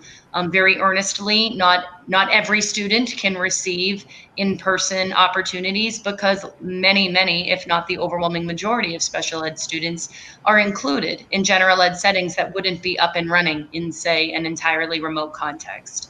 But what I can reassure the special ed population tonight is that all services will be provided, whether that occurs in a virtual context or an in-person context. So hopefully that answers some of those questions in the chat. I was following them as well. Exactly. So I'm trying to get everybody's question. Brian, one question that's come up: when students leave a classroom to go to, for example, the high school, when they move around, will those classrooms be re-cleaned beforehand? And those are protocols that we continue to develop, but our hope is that we would be able to wipe those down and cleanse those desks and chairs. Okay.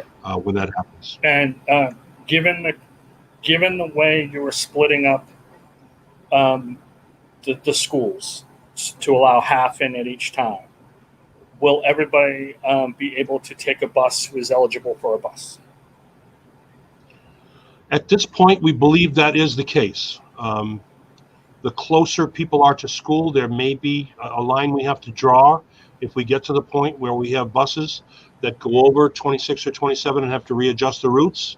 But at this point, we anticipate that we will have room on the buses for half the students on each day. Thus why we're doing this, really, when it comes down to it. I'm going to turn it to the school committee members if people have additional questions. Teresa. Regarding homework, so if we have students who are remote learning, clearly that's fine. They'll be doing their remote learning and there won't be anything extra. But for those students who are choosing hybrid and they'll be in school for 3 days and then remote learning for the other 2, what is that going to look like? Will they be asked to do additional homework, or will it just be they're in school for the 3 days, they remote learn for 2 days, and they're not asked to do anything additional? Through you, Mr. Chair. Teresa, I think that at this point, we'll try to make it as traditional school day as possible. And there may be enrichment activities that extend the lesson at home, appropriate extended enrichment lessons, which is AKA homework. But I would anticipate that there would be homework assignments, whether they be short-term or long-term, whether it be term paper or just math reinforcement problems to prove the student has got it, has obtained the knowledge necessary. I would anticipate that that piece of enrichment or homework would continue, much like it had up until the end of March when things got really different. Okay, thank you.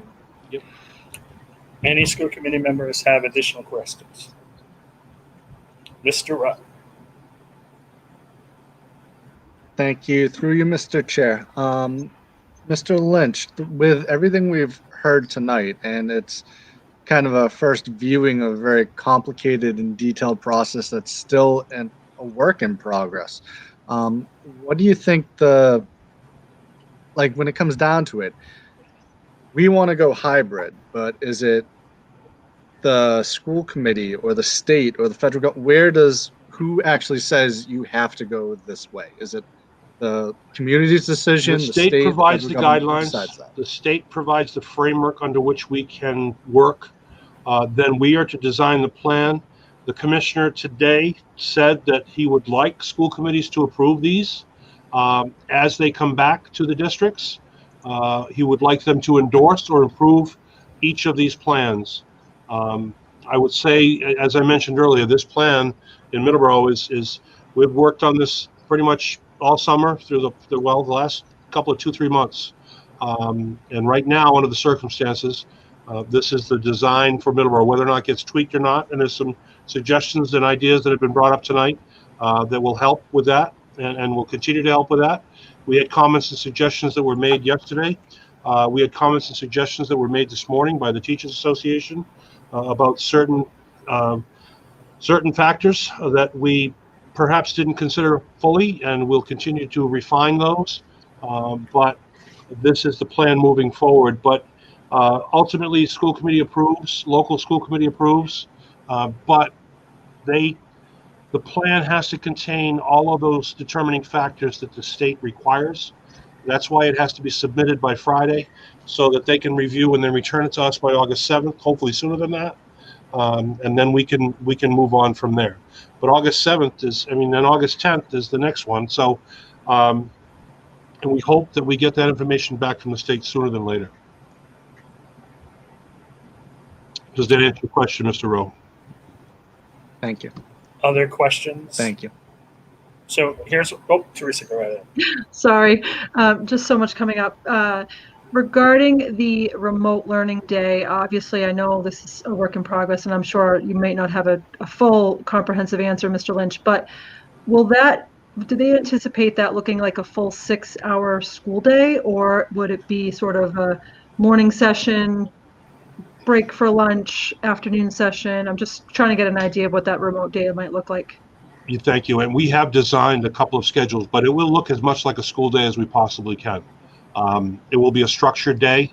There'll be structured time, and there'll be obviously some lunch time and things like that.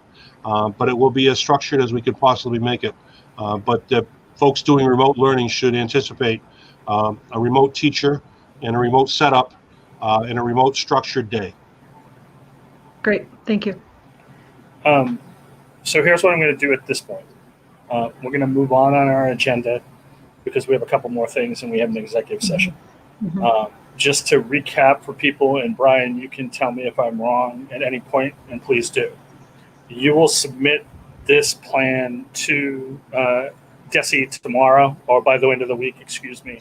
It'll come back to you by the 10th. We will also review it after the 10th and vote to approve it. Obviously, Mr. Chair, if I might, it will come back by on or before the 7th of August. It will come back to us. Okay. So, in addition, once this plan is sent over, you will actually be resurveying parents with sort of the points of this plan in mind, and asking more pointed questions based on how this plan is working. Correct. We are going to survey and ask through the Blackboard, which is basically what we used to call a snow day. And that's our best way to contact every single parent. We are going to contact every single parent, whether or not they have internet at the home or not. Most parents have a phone, if not all. We're going to reach out to every single parent through that process and ask them to commit to us whether or not, based on this plan, whether or not they plan to have their student go remote or return to us in this hybrid fashion, so that we can then have solid numbers to determine what we can do going further. And that's why Mr. Thompson mentioned that class assignments may change, and people have to be flexible about that. But because we may, if there are 6, and I've used this example before, but if there are 120 first graders and there are 5 teachers, and if we lose 30 that want to do remote, we may reduce by a teacher so that we can then use one of those teachers to do remote teaching for first grade.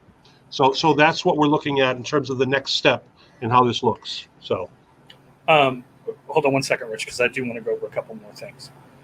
Brian, in addition to the survey that we're sending out to parents, can maybe we put together a frequently asked question from a lot of the questions that came out tonight with those answers? So hopefully, given the fact we had at various times about 350 people here, I'm sure the same questions will be asked over and over again by other parents. We will coordinate that, and Sean has a question piece, a question box. Sean is here in my office. And how can parents do that, Sean? The goal is we'll hopefully have something up by Friday. By Friday, we will have an FAQ box that people can access on the website, and people can ask those questions, and then we'll answer them in a thoughtful sort of manner when we get the questions in, and make sure that we answer them as thoroughly as possible under the current guidance. Great. Brian, the other question I'll ask that maybe you could do on the same website is put some pictures of what those classrooms will look like so that parents can actually see what the classroom looks like with the configurations. We can do that, and we can also do the buses. We can send those and put those out, what a bus will look like. And then that's definitely things, those are some things that we definitely can do. Okay. And so for the people watching on Facebook, we will put, we'll have those places to do. Brian, can you put up some of the material that you used tonight, like the video? Obviously, I know Rich posted it, but if we could put up the video there and any of the pieces, especially about the survey and things like that, that we've got information for people to see. We can put that information out as the proposal that we're more likely than going to be submitting on Friday, this basic design. But people need to understand that this is a proposal, and the state could say, you know what, Middleborough, go back to the drawing board. But this is a very similar proposal to a lot of school systems and what a lot of school systems are doing. So, great. With that, Mr. Oakley, you had a question, so go right ahead. Yeah, it was really just around time. Excuse me, timing. And if I think I heard you right that the state has until August 7th to approve. Right. Is that right? Which is a Friday, and then the final plan has to be submitted the following Monday. So are we meeting Monday? It sounds like. Or Saturday or Sunday. Okay, I'm game. Or perhaps Friday evening. Whatever it takes.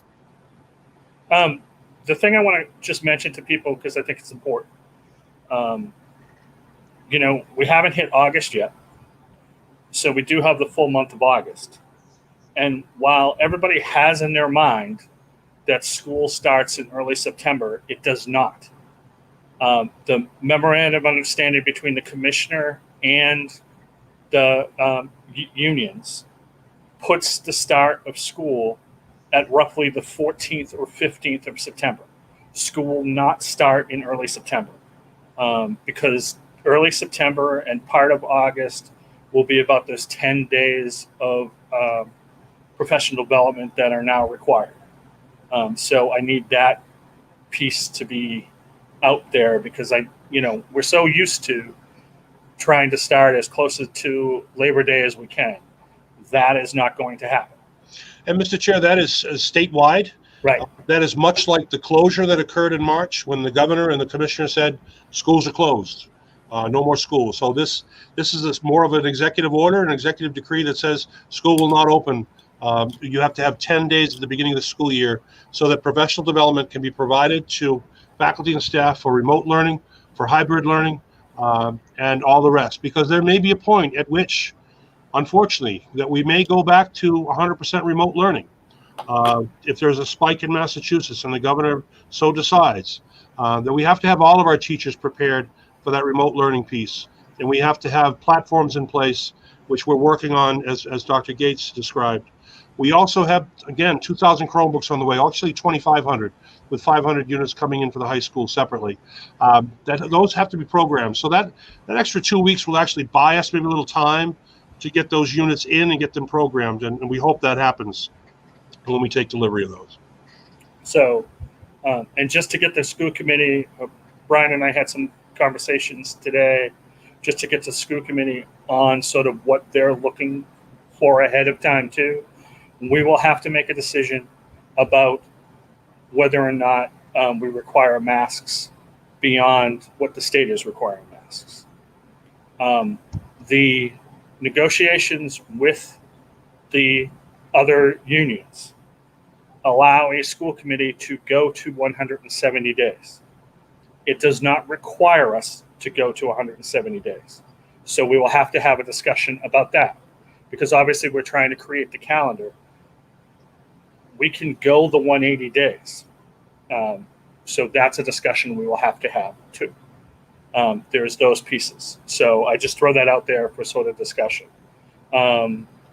So I'm going to end this portion of the program unless a school committee member has something they'd like to say, or Brian, you have something you'd like to bring up in this point. But other than that, I'll move on. Mr. Oakley. Do we need to make a motion and vote that this is an okay plan? This plan's going to the state. I think the real motion will come after the state has come back and we have that final plan all together. Got it. Thank you. Because as far as I'm concerned, and Brian, you can correct me if I'm wrong, you can take information that you got tonight and apply it to the plan, so it wouldn't be the plan we were voting. Correct. The plan goes into, just for your information, the plan goes into the state in the form of a template that they provide. They provide text boxes, much like if you're familiar with the MCAS test, but in fewer than 400 words, describe what your plan is.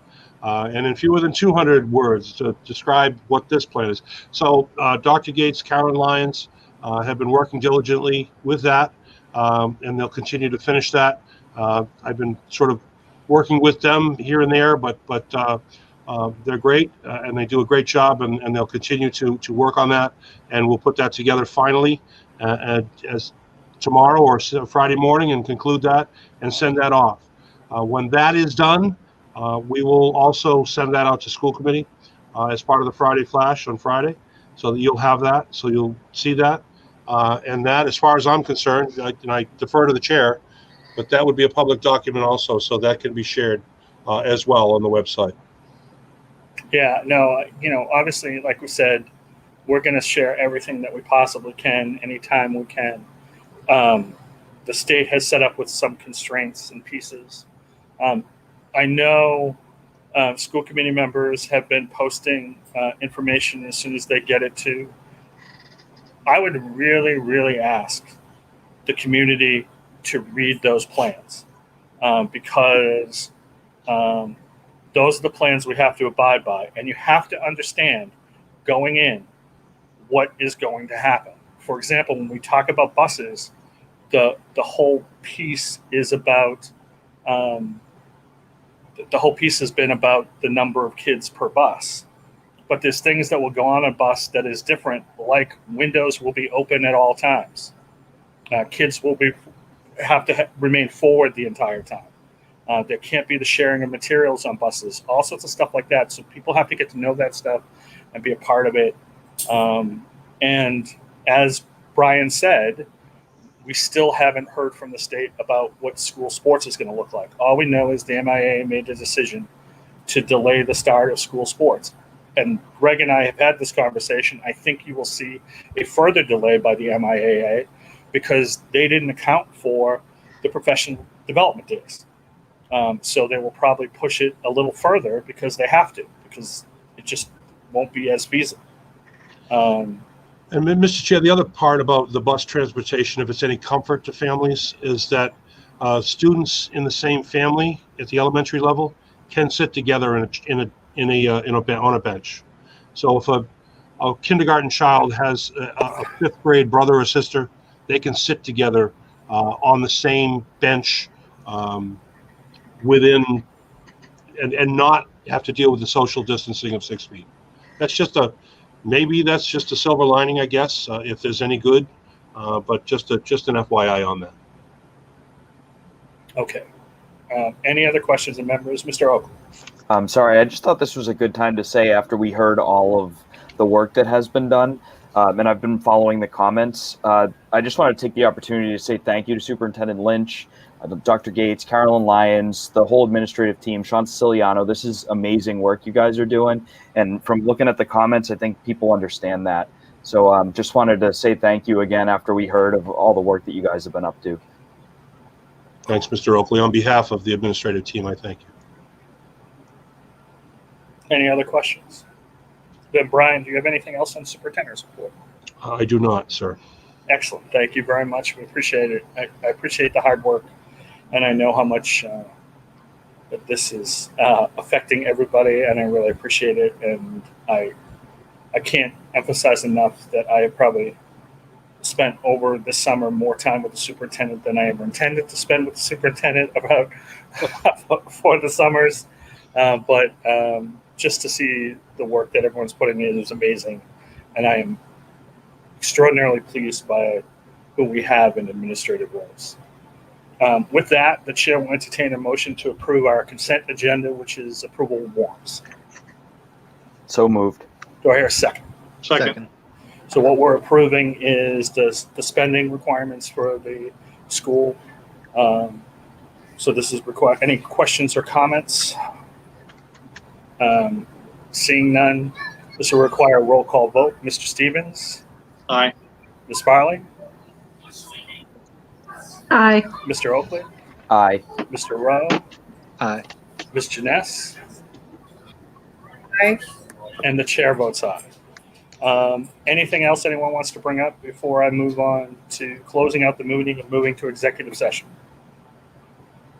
Seeing no one, the chair will entertain a motion to move into executive session for procedure 3 to discuss strategy with respect to collective bargaining or litigation. If open meeting may have a detrimental effect on the bargaining or litigating position of the public body, and the chair so declares. I do so declare. Do I have a motion? So moved. So moved. Do I have a second?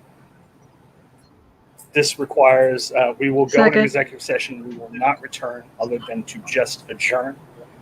This requires a roll call vote. Mr. Stevens. Aye. Ms. Farley. Mr. Oakley. Aye. Mr. Rowe. Aye. Aye. Ms. Janess. Aye. And the chair votes aye. So thank you, everybody. As soon as we set up the next meeting, we'll let everybody know. And I hope everyone has a good night. And please remember, if you need to, ask questions and we'll answer them as best we can. Thank you.